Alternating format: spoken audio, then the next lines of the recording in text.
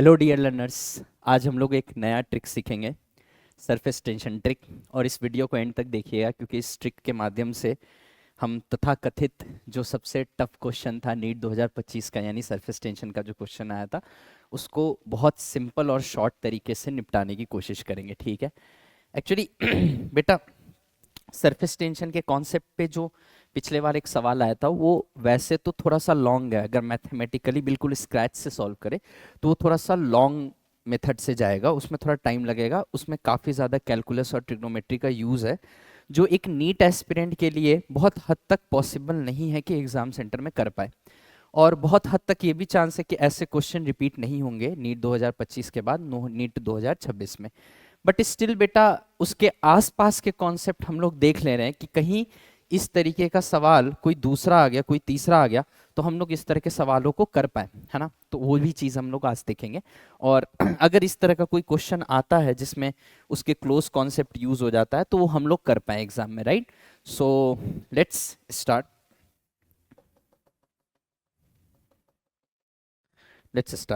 ध्यान से देखिएगा मेरे प्यारे बच्चों। एक्चुअली बेटा ऐसा है ना कि मान लीजिए यहाँ पे ना मैंने एक थिन शीट दिखाया। आपको पता है कि सरफेस टेंशन लिक्विड पे देखा जाता है, और कहाँ देखा जाता है तो उस सरफेस पे देखा जाता है, लिक्विड की उस लेयर में देखा जाता है, लिक्विड के उस सरफेस पे देखा जाता है जो एयर के कांटेक्ट में होता है। क्योंकि जो उस लेयर के मॉलिक्यूल्स है, जो उस लेयर के लिक्विड के पार्टिकल्स है, वो एक अनबैलेंस्ड फोर्स को एक्सपीरियंस करते हैं। बेसिकली उस लेयर के नीचे तो लिक्विड ही लिक्विड है, लेकिन उस लेयर के ऊपर एयर है, तो जो लिक्विड के लेयर के मॉलिक्यूल्स हैं उनको नीचे की तरफ से ज्यादा अट्रैक्शन फील होगा, क्योंकि लिक्विड के मॉलिक्यूल्स पास पास होते हैं। वही एयर की वजह से कम अट्रैक्शन फील होगा, जिसके वजह से जो सरफेस के लिक्विड के मॉलिक्यूल्स है वो अंदर की तरफ खींचा खींचा महसूस करते हैं, जिसके वजह से जो टॉप मोस्ट लेयर है लिक्विड की, या फिर आप उसको झिल्ली नुमा कह सकते हैं, मेम्ब्रेन लाइक स्ट्रक्चर कह सकते हैं, लिक्विड का मेम्ब्रेन एक तरीके से, है ना। लिक्विड की एक झिल्ली है जो टॉप मोस्ट लेयर है, राइट। तो उस पे एक अंदर की तरफ फोर्स लगता है, जिसके वजह से जो बाहर वाला सरफेस है लिक्विड का वो स्ट्रेच हो जाता है, और इसके वजह से उसमें एक तनाव, उसमें एक टेंशन क्रिएट हो जाता है, और उसको हम सरफेस टेंशन कहते हैं। और सरफेस टेंशन होता है फोर्स अपॉन लेंथ, है ना। तो सरफेस टेंशन का अगर फोर्स हमसे कोई पूछे तो सरफेस टेंशन इनटू लेंथ कर देंगे, राइट। अब सरफेस टेंशन का जो टेक्निक मैं आज आपको बताने जा रहा हूं, उसमें पहले आपको इन डायग्राम को समझना बहुत ज्यादा जरूरी है कि मैंने यहाँ बनाया क्या है। आपको देख के थोड़ा अजीब लग रहा होगा, लेकिन मैं इसको समझा दूंगा कि ये मैं बनाना क्या चाह रहा हूँ, राइट। सपोज करिए कि इस तरीके से लिक्विड की एक झिल्ली है, लिक्विड की एक लेयर है, लिक्विड की एक मेम्ब्रेन है ना। तो अगर सामने से देखे तो उसका रेडियस R1 है ना। मान लीजिए ये कर्व है, अगर कर्व है तो किसी सर्कल या स्फेयर का पार्ट मान सकते हैं। तो अगर सामने से देखें तो सामने से जिस स्फेयर का ये पार्ट है उसका रेडियस R1 है, और अगर हम साइड से देखें तो साइड से भी तो ये कर्व है, तो जिस स्फेयर का पार्ट हम मानेंगे उसका रेडियस R2 है। ध्यान से सुनिएगा, सामने से अगर हम इसको देखें तो जिस स्फेयर का पार्ट है उसका रेडियस R1 है, और अगर हम साइड से देखें तो जिस स्फेयर का पार्ट है उसका रेडियस R2 है। मतलब कुल मिला के मैं कुछ इस तरीके का बनाना चाह रहा हूं, है ना। तो आप देखें कि सामने से भी आपको कर्व दिख रहा होगा, और अगर साइड से मैं दिखाऊं तो साइड से भी कर्व है। तो इसका जो रेडियस है, जिस स्फेयर का ये पार्ट है उसका जो रेडियस है वो R2 है, और सामने से अगर मैं लाके दिखाऊं तो सामने से जो स्फेयर है उसका रेडियस R1 है, वो मैं बनाना चाह रहा हूं, ठीक है। तो ऐसे में जो एक्सेस प्रेशर है, एक्सेस प्रेशर मतलब प्रेशर डिफरेंस, यहाँ का प्रेशर अगर मैं P1 बोलूँ और यहाँ का प्रेशर मैं P2 बोलूँ, तो P2 जो होगा वो P1 से ज्यादा होगा। हमेशा याद रखिएगा कि कॉनकेव वाले पार्ट के अंदर प्रेशर हमेशा ज्यादा होता है ना। इसको एक तरीके से आप टकला बोल सकते हो, तो टकले के अंदर का जो प्रेशर होता है वो हमेशा ज्यादा होता है ना। तो कॉनकेव वाले पार्ट पे प्रेशर हमेशा ज्यादा होता है। आप खुद सोचिए ना, यहाँ प्रेशर ज्यादा है, यहाँ प्रेशर कम है, तभी तो ये चीज ऐसे घूम गई है, अंदर से पुश ज्यादा है ना, तभी तो ये ऐसे है ना। अगर यही चीज ऐसे कनकेव होता, अगर यही चीज ऐसे कनकेव होता तो यहाँ प्रेशर ज्यादा होता, यहाँ प्रेशर कम होता। तो हमेशा याद रखिएगा कि जो कॉनकेव वाला पार्ट है वहां प्रेशर ज्यादा है, मतलब P2 जो है वो P1 से बड़ा है। अब P2 माइनस P1 हम करेंगे तो प्रेशर डिफरेंस आएगा, और वो होगा सरफेस टेंशन T, T यहाँ सरफेस टेंशन है लिक्विड का, इंटू 1/R1 प्लस 1/R2। ध्यान से देखिए, R1 जो है वो रेडियस है जो सामने से स्फेयर दिख रहा है, उसका जो रेडियस है वो R1 है, और जो साइड से स्फेयर बन रहा है, साइड से, इस साइड से देखने पे, उसका जो रेडियस है वो R2 है ना। आशा करते हैं आपको समझ में आ रहा होगा। तो ये एक्सेस प्रेशर या प्रेशर डिफरेंस, एक्सेस प्रेशर इसलिए कहते हैं क्योंकि ये एक्स्ट्रा प्रेशर है। P1 और P2 में जो प्रेशर का डिफरेंस है वही तो P2 एक्स्ट्रा है P1 से।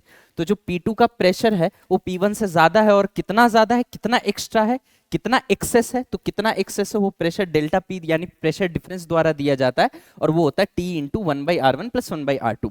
यही अगर ड्रॉप के जगह, अब मैं तो मान के चलो कि इसके अंदर जो है लिक्विड ही लिक्विड भरा हुआ है अंदर, है ना, लिक्विड ही लिक्विड भरा हुआ है, इसलिए आप देखिए इसमें मैंने क्या लिखा, लिक्विड सरफेस, मतलब ये एक सिंगल लिक्विड सरफेस है और one free surface. Free surface मतलब वो सरफेस लिक्विड का जो एयर के कांटेक्ट में। अब आप बात को समझिएगा, ड्रॉप के अंदर बाहरी एक लिक्विड का सरफेस होता है जो बाहरी एयर के कांटेक्ट में, अंदर में ड्रॉप के अंदर एक पानी का अगर बूंद ले ले तो उस बूंद के अंदर तो पानी पानी है ना, बाहर हवा है, और एक ऐसा लिक्विड का लेयर है जो इस बाहर के हवा को और अंदर के पानी को सेपरेट कर रहा है। क्या मेरी बात क्लियर है? तो इसमें एक फ्री सरफेस है, मतलब एक ही ऐसा सरफेस है जो हवा के कांटेक्ट में है, बाकी जो अंदर वाला सरफेस है उसके अंदर तो पानी पानी है ना, वहां तो कोई फ्री सरफेस है ही नहीं। हमेशा याद रखिएगा, फ्री सरफेस उस सरफेस को कहते हैं जो एयर के कांटेक्ट में हो, राइट। अब यहां पे देखिए, अगर मैं बबल की बात करूं तो आप अगर बुलबुले को ध्यान से देखिए तो बुलबुला एक लिक्विड का मेम्ब्रेन, एक लिक्विड का बलून जैसा स्ट्रक्चर है, जिसके बाहर तो हवा है ही, अंदर भी हवा है, और बीच में पानी की एक थिकनेस का, पानी की एक लेयर है, राइट, पानी की कुछ थिकनेस का एक पानी का लेयर है, राइट। तो अब इसके कितने फ्री सरफेस हो जाएंगे, तो एक ऊपर से भी फ्री सरफेस हो जाएंगे और एक नीचे से भी फ्री सरफेस हो जाएंगे, है ना।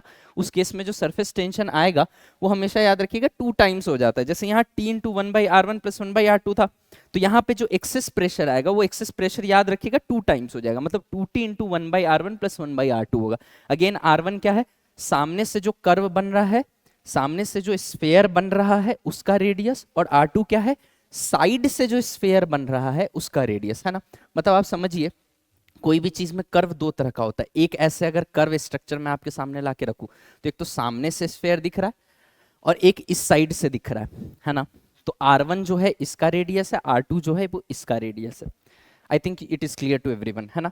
और याद रखिएगा कि चूंकि हम यहाँ पे एक लिक्विड के फिल्म की बात कर रहे हैं, लिक्विड की फिल्म का मतलब एक लिक्विड की लेयर है, ऊपर भी हवा है नीचे भी हवा है। यहाँ पे मैं लिक्विड नहीं बना रहा हूँ क्योंकि ऊपर भी एयर है और अंदर भी एयर है ना।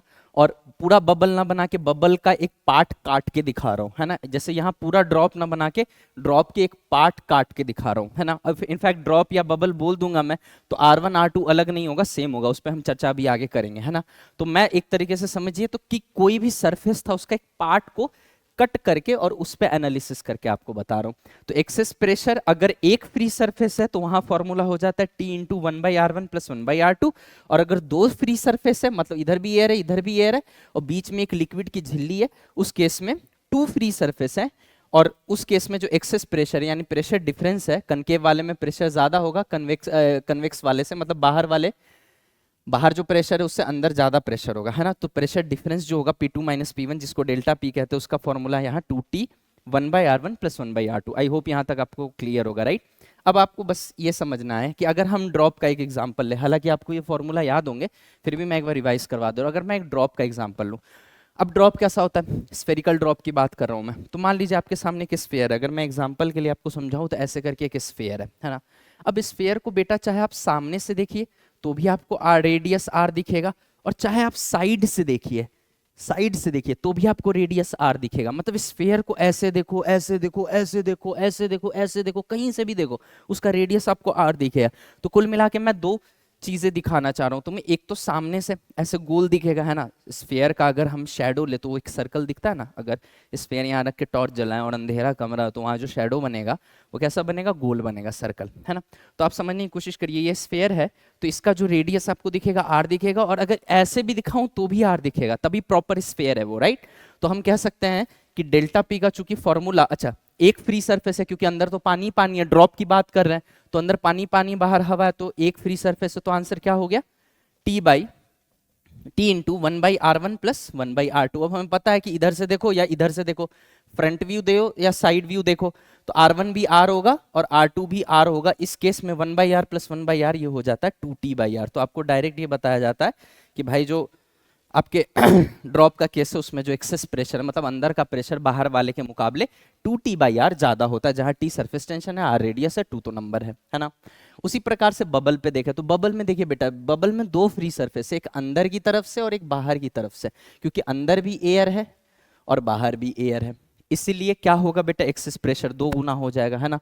तो अपना फॉर्मूला क्या हो जाएगा इस बार, 2T हो जाएगा, और 1/R1 प्लस 1/R2 में आप देख सकते हैं कि R1 भी R है और R2 भी R है, सब कुछ सेम है। देखिए बबल हो या ड्रॉप हो, है तो स्फेयर ही ना, तो सामने से देखो तो भी R और साइड से देखो तो भी R, तो हम कह सकते हैं 1/R प्लस 1/R हो गया ये 2/R, और पहले से 2T है, क्यों, क्योंकि मैंने बता दिया था आपको, अगर फिल्म है मतलब अंदर एयर बाहर एयर यानी दो फ्री सरफेस है, तो उस केस में दो गुना सरफेस टेंशन का करके 1/R1 प्लस 1/R2 मल्टीप्लाई करना है, तो चेंज इन प्रेशर या एक्सेस प्रेशर बता देगा। और अगर सिंगल फिल्म है, सिंगल फ्री सरफेस है, तो delta P T into 1/R1 plus 1/R2 करना है, ये हर जगह वैलिड है, राइट। अब यहाँ पे देखिए, यहाँ पे हम क्या कह सकते हैं बेटा कि 2T into 1/R plus 1/R 2/R हो गया और मल्टीप्लाई कर दिए, तो ये क्या बन गया 4T/R, है ना। तो यहाँ से आपको दिख रहा होगा कि जो बबल होता है, बबल के अंदर प्रेशर 4T/R होता है, एक्सेस प्रेशर मतलब बाहर जो भी प्रेशर है उससे अंदर 4T/R प्रेशर ज्यादा होगा, है ना। और यहाँ पे ड्रॉप में 2T/R होगा। अब इसी में एक केस बनता है जिसमें आपने कई क्वेश्चन देखे होंगे जिसमें लिक्विड के अंदर बबल की बात की जाती है। अब बच्चा क्या करता है, बच्चा रट लेता है कि बबल के केस में जो एक्सेस प्रेशर है वो 4T/R, ड्रॉप के केस में 2T/R, और गलती यहाँ पे हो जाता है। क्यों गलत होता है, क्योंकि यहाँ लिख जरूर बबल रहा है, लेकिन आप देखिए बबल में दो फ्री सरफेस होते हैं अगर वो एयर में बन रहा है, तो अगर मैं हवा में बुलबुला उड़ा रहा हूं तो उस बुलबुले के दो फ्री सरफेस है, एक बाहर एयर एक अंदर एयर, तो उसके दो फ्री सरफेस आ गए, जिसके वजह से प्रेशर जो हो गया दुगना हो गया ड्रॉप के मुकाबले, राइट। चेंज इन प्रेशर या एक्सेस प्रेशर दुगना हो गया। लेकिन यहां पे बाहर तो पानी पानी है, क्योंकि हम बबल जरूर ले ले लेकिन बबल एयर में नहीं ले रहे, बबल लिक्विड में ले रहे, बबल वाटर के अंदर ले रहे।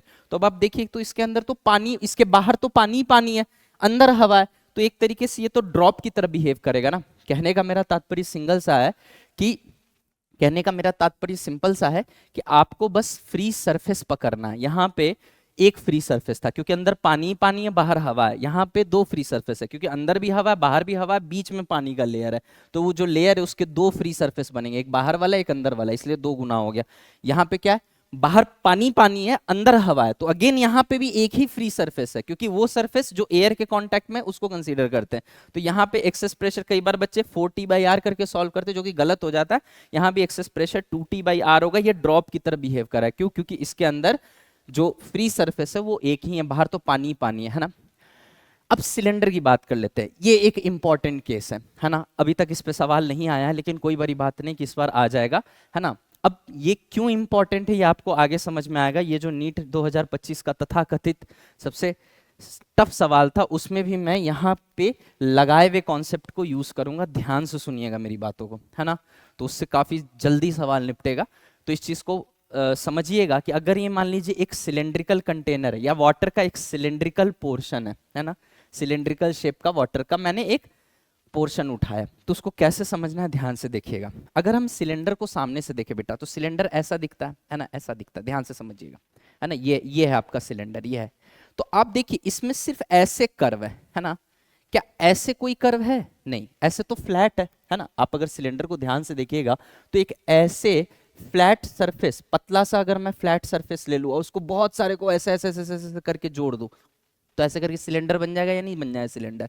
तो आप समझने की कोशिश करिएगा, सिलेंडर में ये चीज तो कर्व है, ये चीज तो मान लीजिए सिलेंडर ऐसे रखा हुआ है, तो सिलेंडर का ये चीज तो कर्व है, लेकिन ये चीज कर्व नहीं है, मतलब वो ऐसे कर्व नहीं है, सिर्फ ऐसे कर्व है, राइट।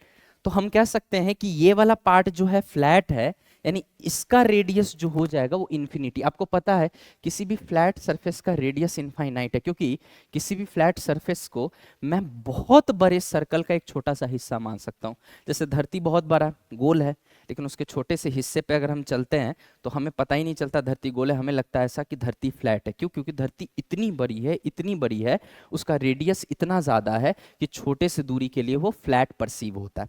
उसी तरीके की बात है कि अगर ये सरफेस फ्लैट है तो हम इसको एक बहुत बड़े सर्कल, इनफाइनाइट रेडियस के सर्कल का पार्ट मान सकते हैं, है ना।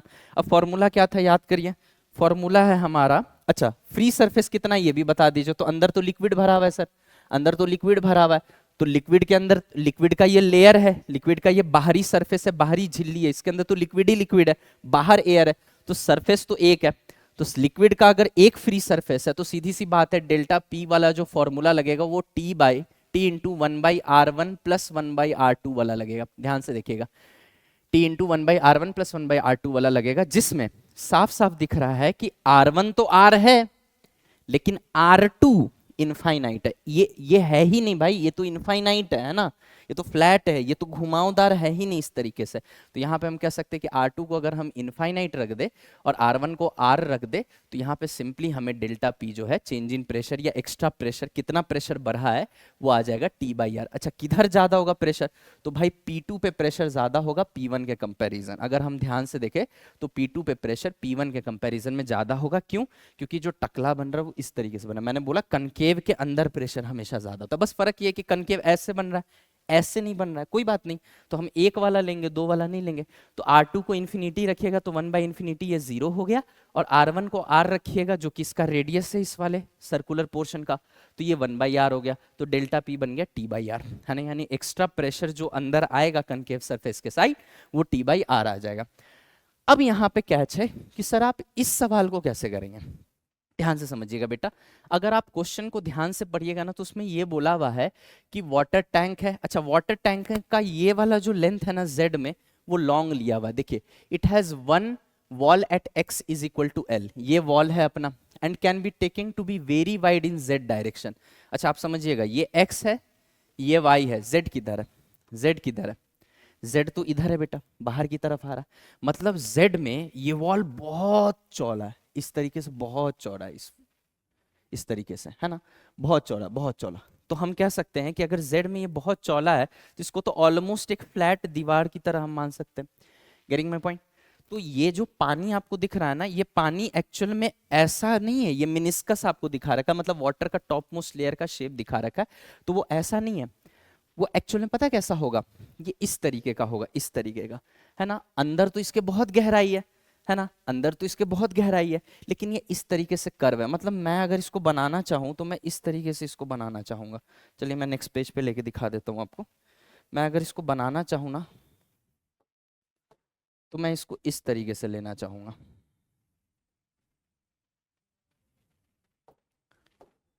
इस तरीके से कुछ चाहूंगा। समझने की कोशिश करिए मैं क्या बनाने वाला हूँ। ये इस तरीके से कुछ हो रहा होगा और ऐसे करके बहुत लंबा पोर्शन है ना, इस तरीके से बहुत लंबा पोर्शन है। चाहूँ तो मैं ऐसे भी दिखा सकता हूँ थोड़ा और क्लैरिटी के लिए, है ना, इस तरीके का, इस तरीके का है और बहुत अंदर है ना। अब इसको सामने से देखिए, इसको अगर सामने से देखेंगे तो एग्जैक्ट यही चीज दिखेगा। तो ये बहुत अंदर लंबा है, मतलब ये वाला सरफेस फ्लैट हो गया अपना। तो अब ये पता है क्या है, ये एक्चुअल में आपको यहाँ पे गोल जैसा दिखेगा। अगर मैं इसका फोटो यहाँ बनाऊं तो ये गोल जैसा है, लेकिन गोल नहीं है, सामने से आपको गोल दिख रहा है, ये अंदर में सिलेंडर है, ये अंदर में सिलेंडर है। क्यों? क्योंकि ये वाला पोर्शन क्या है, ये वाला पोर्शन तो फ्लैट है ना। ये अगर फ्लैट दीवार है तो सीधी सी बात है कि ये गोल जरूर ऐसे मिनिस्कस, लेकिन ये गोल मिनिस्कस ऐसे है। इनफैक्ट मैं इसको और लंबा दिखाना चाहता हूं, ये इस तरीके से, इस तरीके से, इस तरीके से, है ना। तो अगर सामने से देखो तो सर्कल है, लेकिन अगर ऐसे देखोगे तो सिलेंडर दिखेगा, है ना, इस तरीके से। खैर anyway, now let's come to the point. अब देखिएगा बच्चों, बहुत सिंपल सा इसका फंडा है। फंडा सिंपल सा ये है कि अगर सरफेस टेंशन के वजह से ये थोड़ा सा लिफ्ट हो गया, हमें पता है कि लिक्विड का मेनिस्कस जो उठ रहा है वो सरफेस टेंशन की वजह से उठ रहा है, तो यहाँ पे हम कह सकते हैं कि अगर प्रेशर यहाँ P0 है तो यहाँ भी प्रेशर बराबर होना चाहिए, P0 ही होना चाहिए, तभी तो ये वाला मेनिस्कस जो है, ये ग्रीन वाला जो सरफेस है वो इक्विलिब्रियम में होगा, है ना। आप समझिए सेम लेवल पे सेम लिक्विड में, ऐसा तो है नहीं कि यहाँ लिक्विड कुछ और है और यहाँ लिक्विड कुछ और है। अगर सेम लेवल पे सेम लिक्विड में हम लोग चल रहे हैं और अनएक्सेलरेटेड लिक्विड है तो प्रेशर सेम होगा, है ना। तो जो प्रेशर यहाँ है वही प्रेशर यहाँ है। तो हम कह सकते हैं कि अगर यहाँ P0 प्रेशर है, यहाँ पे चले तो यहाँ P0 minus rho g Y होगा, है ना। मतलब बेसिकली मैं इस मेथड को डुबकी मारो करके बाहर आ जाओ करके पढ़ाता हूँ, है ना। तो आप बहुत सिंपली समझ सकते हैं इस चीज़ को, जो लोग क्लास में बैठते हैं उनको समझ में आ रहा होगा कि P0 है यहाँ प्रेशर, तो यहाँ भी P0 होगा। पी नॉट में से रो जी वाई घटा। अब तुमको लग रहा होगा यहाँ तो प्रेशर घट रहा है, लेकिन आप अगेन देखिए ये कनकेव वाला पार्ट है, क्योंकि यहाँ जो हम टेंजेंट ड्रॉ करेंगे ना इस लिक्विड मिनिस्कस पे, वो इस सर्कल पे भी टेंजेंट होगा। तो इसके अंदर अगर हम जाएंगे तो प्रेशर बढ़ेगा, है ना, क्योंकि अभी अभी सिखा है कॉनकेव के अंदर प्रेशर ज्यादा होता है। तो पी नॉट में रो जी वाई घटा, पी नॉट में रो जी वाई घटा और टी बाई आर जुड़ा। अब लोगों को यही डाउट होता है कि टी बाई आर क्यों जोड़ रहे हैं। टी बाई आर इसलिए जोड़ रहे हैं क्योंकि ये सिलेंड्रिकल है। मतलब एक तरीके से बताऊं, अगर मैं एक तरीके से बताऊं तो बस यही सवाल है, इसी को ना ऐसे करके हमने घुमा दिया और इसको जो है इस तरीके से सामने कर दिया, है ना। तो इसका जो फ्रंट फ्रंट व्यू है वो कैसा दिखेगा, है ना। जैसे यहाँ तो टॉप व्यू है, लेकिन अगर इसको सामने कर दें तो इस तरीके से दिखेगा ना, इस तरीके से दिखेगा, है ना। अब ये गोल को आप यहाँ जाके इमेजिन कर सकते हैं कि यहाँ भी यही हो रहा है, राइट, यहाँ भी यही हो रहा है। अब ध्यान से समझिएगा मैं जो बोलना चाह रहा हूँ कि यहाँ प्रेशर पी नॉट है। अब ये लेवल पे भी प्रेशर पी नॉट, बट यहाँ माइनस रो जी वाई आएगा और यहाँ प्लस हो जाएगा टी बाई आर, और घूम फिर के वापस से एयर में आ गए तो एयर में तो प्रेशर पी नॉट ही होता है। तो P naught minus rho g y plus T by R, P naught ही आ गया, है ना, वापस पे आ गया। तो यहाँ से अगर हम सॉल्व कर तो सीधा आ जाएगा T by R is equal to rho g y, है ना। एक तो ये तरीका। अगर आपको ये वाला मेथड समझ में नहीं आ रहा है या अच्छा नहीं लग रहा है तो आप सीधी सी बात समझिए कि अगर सेम लिक्विड है तो सेम लेवल पे प्रेशर सेम होगा। अब यहाँ प्रेशर पी नॉट है, यहाँ भी प्रेशर पी नॉट है, क्योंकि यहाँ भी एयर ही है। अब पी नॉट में अगर हम टकले के बाहर जा रहे हैं, टकले के अंदर प्रेशर ज्यादा होता है, लेकिन अगर हम टकले के बाहर जा रहे हैं तो जस्ट इस पॉइंट पे प्रेशर क्या होगा, तो यहाँ पी नॉट है तो यहाँ प्रेशर हो जाएगा P naught minus T by R. तो अगर मैं इस पॉइंट का प्रेशर लिखूं तो लिखूंगा P naught minus T by R, है ना। बट फिर से नीचे जाऊंगा तो ये प्रेशर बढ़ेगा, और ये प्रेशर कितना बढ़ के हो जाएगा रो जी वाई, और ये किसके बराबर होना चाहिए, ये होना चाहिए अपने पी नॉट के बराबर, क्योंकि इस पॉइंट पे और इस पॉइंट पे प्रेशर सेम होगा। आई रिपीट वंस अगेन, ध्यान से समझिएगा मैं क्या बोलना चाह रहा हूँ, यही यहाँ कैच है ना। हालांकि ये आर्किमिडीज प्रिंसिपल लगाने से बहुत आसानी से आ जाता है ना, फिर भी मैं बता देता हूँ। यहाँ पी नॉट प्रेशर है तो यहाँ भी पी नॉट होना चाहिए, यहाँ अगर पी नॉट प्रेशर है तो यहाँ भी पी नॉट होना चाहिए। अब बाहर यहाँ भी एयर है तो यहाँ भी पी नॉट हो जाएगा, जो एटमॉस्फेरिक प्रेशर होता है। अब यहाँ से हम इधर की तरफ आ रहे तो टकला इधर बन रहा है ना, कनकेव साइड इधर बन रहा है। तो मैंने बोलता कनकेव साइड में प्रेशर ज्यादा होता है, लेकिन कनकेव साइड तो एयर है और एयर का प्रेशर पी नॉट होता है।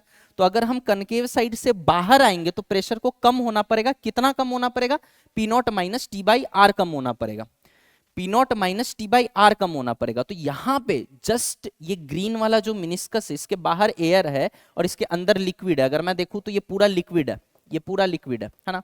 तो मैं कह सकता हूं, मैं यहाँ पे कह सकता हूं कि अगर यहाँ प्रेशर पी नॉट है तो यहाँ भी प्रेशर पी नॉट होना चाहिए, सीधी सी बात है, तभी ये इक्विलिब्रियम में है ना। अब देखिए यहाँ पे पी नॉट है, इस पॉइंट पे पी नॉट है। अब जस्ट हम लिक्विड के अंदर आएंगे, जस्ट हम लिक्विड के अंदर आएंगे तो वाई तो सिग्निफिकेंट आया नहीं, लेकिन चूंकि टकले के हम बाहर जा रहे हैं तो प्रेशर घटेगा। कितने से घटेगा, तो टी बाई आर से घटेगा। तो अगर यहाँ पी नॉट है तो यहाँ P naught minus T by R हो जाएगा। तो हम यहां पहुंच गए। अब यहां से यहां आने में हमें वाई चलना पड़ेगा। तो वाई चलने पे कितना प्रेशर बढ़ेगा, हम लिक्विड के अंदर जा रहे हैं तो अंदर जाएंगे तो प्रेशर बढ़ेगा। कितने से बढ़ेगा, रो जी वाई से बढ़ेगा, और घूम फिर के फिर यहां आ गए।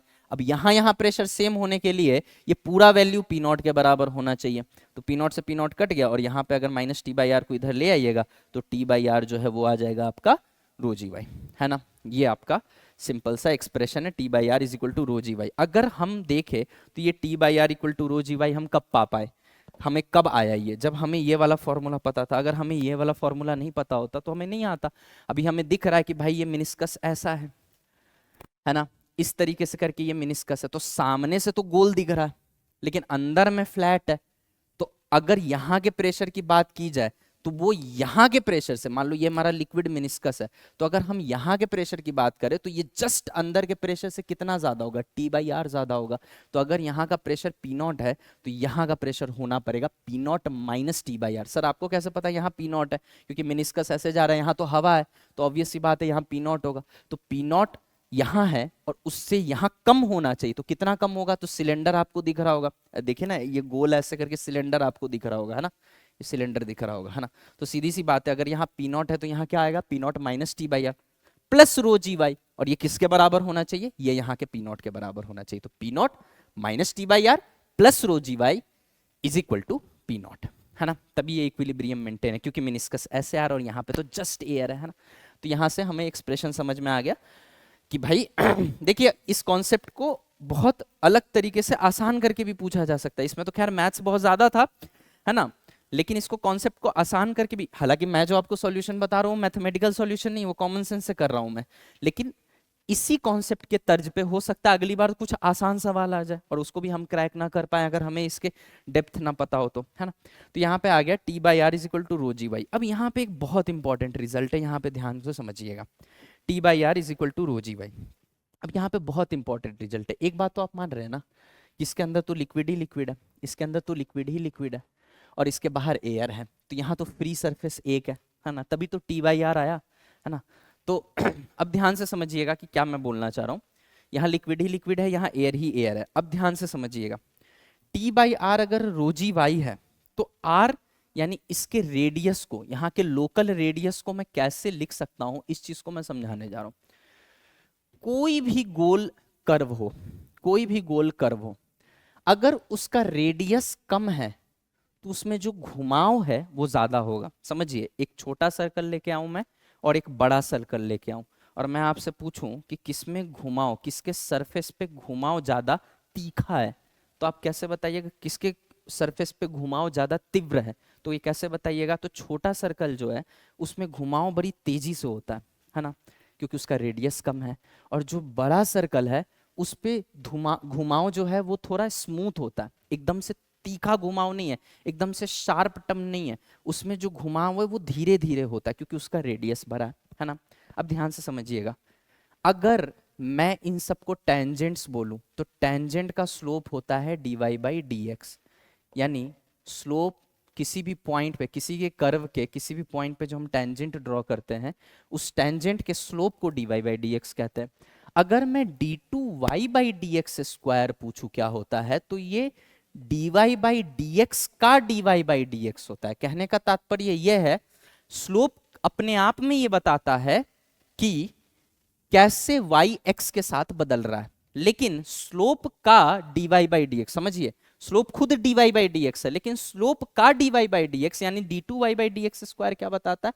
वो बताता है स्लोप किस रेट से चेंज हो रहा है, मतलब घुमाव कैसा। आप खुद समझिए, यहां से यहां टेंजेंट आया और यहां से यहां टेंजेंट आया, बताइए यहां ज्यादा तीखा घुमाव है या यहां ज्यादा तीखा घुमाव? आप देख सकते हैं कि यहां पे जो घुमाव है वो कम तीखा है, बट यहाँ जो घुमाव है वो ज्यादा, सॉरी उल्टा बोल दिया मैंने, यहाँ जो घुमाव है वो ज्यादा तीखा है, यहाँ जो घुमाव है वो कम तीखा है। क्यों? क्योंकि इसका रेडियस बड़ा है, इसका रेडियस बड़ा है, तो यहाँ जो टेंजेंट का स्लोप बदल रहा है वो धीरे धीरे बदलेगा। फील करिए इस बात को, यहाँ जो टेंजेंट का स्लोप बदलेगा वो धीरे धीरे बदलेगा, लेकिन यहाँ पे जो टेंजेंट का स्लोप है वो एकदम से बदलेगा। इसका मतलब जितना कम रेडियस होता है, जितना कम रेडियस होता है, स्लोप टेंजेंट का उतना तीव्र तरीके से, उतना जल्दी से बदलता है। इसका मतलब d two y by d x square जो कि टेंजेंट के स्लोप को यानी घुमाव को दर्शाता है वो उतना ज्यादा होगा। कुल मिला के मैं ये बोलना चाहता हूं, आपको बस ये समझना है, d y by d x slope है, d two y by d x square slope का बदलाव है। तो भाई जहां तीखा टर्न होगा, जहां तेज घुमा होगा, वहां d two y by d x square का वैल्यू ज्यादा होगा क्योंकि एकदम से चीजें घूम रही हैं। लेकिन जहां धीरे धीरे घूम रहा है, जहां स्लोप धीरे धीरे बदल रहा है, वहां d two y by d x square का रेट जो है वो d two y by d x square का जो वैल्यू है वो कम होगा। क्यों? क्योंकि वहां पे स्लोप बदल तो रहा है लेकिन धीरे धीरे बदल रहा है, तो स्लोप के बदलने का रेट बहुत ज्यादा तीव्र नहीं, बहुत ज्यादा हाई नहीं है। तो इससे हमें साफ दिख रहा है कि जहां रेडियस कम है वहां d two y by d x square ज्यादा है, और जहां रेडियस ज्यादा है वहां d two y by d x square कम है ना। I think it is clear to everyone. अब करना कुछ नहीं है, यहाँ पे रेडियस है ना, तो ये क्या है भाई, ये पॉइंट का कोऑर्डिनेट क्या है? एक्स कॉमा वाई ही तो है। ये पॉइंट का कोऑर्डिनेट क्या है? एक्स कॉमा वाई, है ना, क्योंकि इसको ओरिजिन या इसको ओरिजिन मान रहे हैं हम, इसको ओरिजिन मान रहे हैं हम, राइट। तो सीधी सी बात है, यहाँ पे हम बोल सकते हैं कि T T by R rho g y हो गया, तो वन बाई आर को हम किसके बराबर लिख सकते हैं? D two y by d x square के बराबर। तो हम लिख सकते हैं d two y by d x square, है ना, वन बाई आर के जगह हम d two y by d x square into T is rho g y. तो आपको करना कुछ नहीं है, अब इस टी को उठाइए और उठा के यहाँ लिए चले आइए, लीजिए आपका आंसर आ गया rho g y by T. तो d two y by d x square का आंसर क्या आ जाएगा? Rho g y by T. T के जगह यहाँ एस है क्योंकि सरफेस टेंशन का पॉइंट है, सरफेस टेंशन को यहाँ एस से रिप्रेजेंट कर रहा है, मैं टी से रिप्रेजेंट कर रहा हूँ, सिंबल में कुछ नहीं रखा हुआ है, तो सेकंड आंसर। वैसे कुछ लोग कहते हैं कि इसको डायमेंशनली पहले तो थर्ड और फोर्थ एलिमिनेट कर दो, है ना, उसके बाद फर्स्ट और सेकंड में वो सॉल्व करते हैं, कुछ मैथ्स लगाते हैं, कुछ लंबा टेक, बट मैं आपको ये बताना चाह रहा हूँ कि आपको ये चीज़ क्यों ध्यान में रखना और ये चीज़ को समझना बहुत जरूरी है कि यहाँ एक फ्री सरफेस था तो T into one by R one plus one by R two, और यहाँ पे दो सरफेस, एक सामने से और एक साइड से, है ना। अब जैसे सिलेंडर था, सिलेंडर में देखिए ध्यान से, सिलेंडर में अगर हम देखें, सिलेंडर को अगर हम ऐसे करके देखते तो सामने से तो कर्व है लेकिन साइड से कर्व नहीं है, साइड से तो फ्लैट है ना। सामने से तो कर्व है, अगर इसको मैं ऐसे करके घुमा लूं आपके सामने, ऐसे करके मुंह रख दूं, तो सामने से तो रेडियस दिख रहा है, लेकिन अगर हम साइड से देखें, साइड से तो साइड से तो फ्लैट है, बिल्कुल सिलेंडर है तो साइड से तो फ्लैट है ना। तो ये चीज हम मुझे घूमता हुआ या घूमता हुआ ऐसे नहीं दिख रहा या ऐसे घूमता हुआ नहीं दिख रहा, देखो सिलेंडर ऐसे तो नहीं है ना, सिलेंडर सीधा है, तो ये चीज घूमता हुआ नहीं दिख रहा है, तो देखो आर टू इन्फिनिटी हो गया, है ना।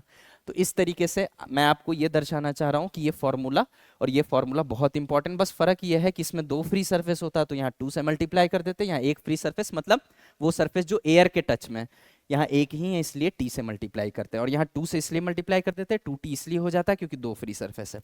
तो इस फॉर्मूला के बेसिस पे हम डिफरेंट डिफरेंट शेप्स का प्रेशर डिफरेंस निकाल सकते हैं, एक्सेस प्रेशर निकाल सकते हैं, और एक्सेस प्रेशर के ही कॉन्सेप्ट से हमने इस सवाल को क्रैक किया। इसमें भी मैंने यही करके रखा है कि यहाँ डुबकी मारो से मैंने T by R equal to rho g y लगाया और फिर आर को d two y by d x square रख दिया और टी को इधर भेज दिया, तो ये आपका आंसर हो गया। यहाँ पे एक नोट के लिए मैंने दे रखा हूँ कि अगर कोई आपसे पूछ लेता है ना, अगर आपसे कोई पूछ लेता है कि नहीं नहीं रेडियस और rate of change of slope के बीच में मुझे एग्जैक्ट रिलेशन चाहिए, तो ये फॉर्मूला होता है एग्जैक्ट में, ठीक है ना। एक्चुअली हम जेई एडवांस के हिसाब से पढ़ाते हैं तो फिर इस फॉर्मूला को भी समझाते हैं कहाँ से आए। जनरली काइनामेटिक्स में जब हम कर्व पे डिस्टेंस निकालते हैं ना तो वहां भी ये एक्सप्रेशन आता है और बहुत यूजफुल एक्सप्रेशन है ना। बट अभी हम आपको सिंपली ये बता दे रहे हैं कि रेडियस जो है किसी भी कर्व के किसी भी पॉइंट पे जो छोटा सा सर्कल बनेगा उस सर्कल का जो रेडियस है वो उस पॉइंट के स्लोप यानी d y by d x पे इस तरीके से डिपेंड करता है। फॉर्मूला देख सकते हैं, one plus d y by d x का होल स्क्वायर का total power 3/2 divided by double differentiation. Double differentiation क्या दिखा रहा है, घुमाव को, राइट। अच्छा अगर आप ध्यान से देखें तो इसमें एक लाइन यूज किया इन्होंने, इन्होंने ये बोला है कि थीटा बहुत स्मॉल है, तो थीटा अगर स्मॉल है तो टेन थीटा भी स्मॉल होगा, और टेन थीटा स्लोप होता है ना, तो स्लोप भी बहुत स्मॉल होगा। स्लोप स्मॉल होने का मतलब है कि d y by d x भी बहुत स्मॉल होगा। अच्छा d y by d x small है मतलब ये बहुत छोटा नंबर है, छोटा नंबर का स्क्वायर क्या हो गया और छोटा हो गया। वन में इतना छोटा नंबर जोड़ेंगे तो कोई फर्क नहीं पड़ेगा, तो वन का वन ही रह गया, वन का पावर कुछ भी हो वन ही रहता है वो। तो कुल मिला के ये भी आपका यही कह रहा है चिल्ला चिल्ला के कि R is d two y by d x square. अगर हम इसको ऊपर और इसको नीचे ले आए तो फिर से हमारा यही एक्सप्रेशन आ जाएगा, है ना। हालांकि मैंने आपको एनालिटिकली समझाया चीज़ों को, क्योंकि मेरा ये मानना है कि अगर आप नीट एस्पिरेंट है तो या फिर जेई मेन के लिए भी अगर आप सिर्फ तैयारी कर रहे हैं तो आप इतना मैथमेटिकली नहीं एंटर कर पाएंगे चीज़ों में। तो आपको एक मैंने छोटा सा तरकीब बता दिया, हो सकता है इसी चीज़ को किसी और पर्सपेक्टिव में कभी और किसी और वे में यूज़ कर लिया जाए, है ना। कभी हो सकता है कि इसी कॉन्सेप्ट को उठा के इस बार सरफेस टेंशन का क्वेश्चन नहीं पूछा जाएगा, कोई मैकेनिक्स का क्वेश्चन पूछ लिया जाएगा, या रेडियस ऑफ कर्वेचर का कोई क्वेश्चन पूछ लिया जाएगा। अभी जो ट्रिक वन बताई थी मैंने रेडियस ऑफ कर्वेचर से रिलेटेड, ट्रिक वन आप जाके देख सकते हैं। तो मेरा ये मानना है कि सारे कॉन्सेप्ट इंटर रिलेटेड है। हो सकता है इस बार सरफेस टेंशन में रेडियस ऑफ कर्वेचर न घुसा के डायरेक्ट इस तरह का कुछ कॉन्सेप्ट पूछ लिया जाए जिसमें आपको ये पता होना चाहिए कि डबल डिफरेंशिएशन स्लोप का रेडियस की इनवर्सली प्रोपोर्शनल होता है। क्योंकि डबल डिफरेंशिएशन ये बताता है कि डिफरेंशिएशन यानी स्लोप वो कैसे बदल रहा है, और स्लोप जितना तीव्र तरीके से बदलेगा इसका मतलब है कि वो जिस सर्कल का पार्ट है उसका रेडियस छोटा है, और जो d two y by d x square है उसकी वैल्यू जितनी ज्यादा है इसका मतलब रेडियस कम है, मतलब तीव्र तरीके से स्लोप बदल रहा है। और d two y by d x square अगर छोटा है इसका मतलब स्लोप जो है वो बहुत धीरे धीरे बदल रहा है, एकदम से नहीं बदल रहा है। इसका मतलब जिस सर्कल का हम बात कर रहे हैं, जिस सर्कल का हम बात करें उसका रेडियस बड़ा होगा, है ना, तभी धीरे धीरे बदल रही चीज़। आप खुद देखिए कि एकदम से ऐसा स्पीड ब्रेकर आए जिसका रेडियस छोटा है तो एकदम से गाड़ी ऊपर नीचे जाती है, लेकिन वही एक ऐसी स्पीड ब्रेकर होती है जिसका जो है रेडियस बड़ा, जो बड़े सर्कल का पार्ट है या बड़े सिलेंडर का पार्ट है उसमें जो है उतना हमें जर्क महसूस नहीं होता, वो ऐसे स्मूथली गाड़ी ऐसे जाती है उसमें, है ना। तो बस वही कॉन्सेप्ट है। तो आपको एक ये कॉन्सेप्ट पता होना चाहिए और सबसे इंपॉर्टेंट ये कॉन्सेप्ट है ना। ये दोनों कॉन्सेप्ट आपको पता होना चाहिए। अगर ये दोनों पता है तो इन 3-4 केस से हटके भी कुछ सवाल आता है तो आप बहुत आराम से सोच लीजिएगा, है ना, बहुत आराम से सोच लीजिएगा अगर इनसे हटके भी आता है तो। और आपको एक और चीज़ मैं बता दूं कि आपके लिए एक क्वेश्चन मैं दे देता हूं, इसको आप अटेम्प्ट करके आइएगा, जो नेक्स्ट वीडियो है उसमें मैं इसका सॉल्यूशन बताऊंगा, है ना। अगर मैं इसको इस तरीके से मानूं, है ना, दो दीवार मान लेता हूं मैं, है ना, इस तरीके से दो दीवार मान लेता हूं, इसके पानी भर देता हूँ यहाँ, है ना, पानी भर देता हूँ। तो बेसिकली अगर मैं साइड से देखूँ तो इस तरीके का कुछ लिक्विड मेनिस्कस बनेगा, है ना, और ये इस तरीके से उठेगा, इस तरीके से उठेगा।